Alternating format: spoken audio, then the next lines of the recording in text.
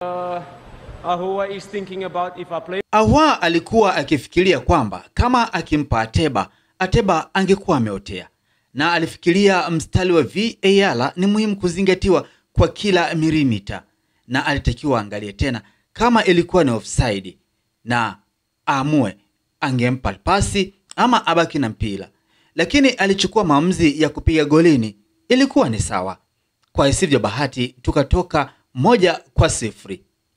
Kwa upande mwingine, Fadlu ambaye ni kocha mkuu wa klabu ya Simba amesema kuwa unapofunga goli kabla ya mapumziko ni pigo kubwa kwa mpinzani, na wakati mwingine hasa kwa matokeo katika kipindi cha kwanza unapata hisia ya kuto kuhisi kuwa upo salama.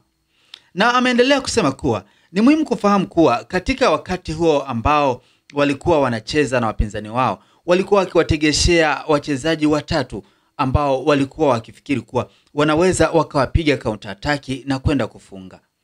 Ameendelea kueleza kuwa haya ni mashindano ya kafu na hii ni nusu finali, na kitu ambacho kinaangaliwa zaidi ni ushindi. Kitu ambacho yeye anajaribu kukiangalia ni namna ambavyo wachezaji wake wamecheza. Yeye anaeleza kuwa wachezaji wake wamecheza vizuri. Amejaribu kugusia pia kuhusiana na hali ya hewa ilivyokuwa, na kueleza jinsi ambavyo yeye mwenyewe amejidhatiti kwa dhati ili kuweza kuchukua ubingwa huu. Mimi ni mtu safi, mtu poa. Hii ni Fun Facts. Usahau like, kucomment, lakini pia kutufollow kwenye mitandao yote ya kijamii, Instagram, Facebook na TikTok ni mtu poa, lakini kule YouTube tunatumia Simulizi Forum TV. Asante, tukutane wakati mwingine. Bye bye.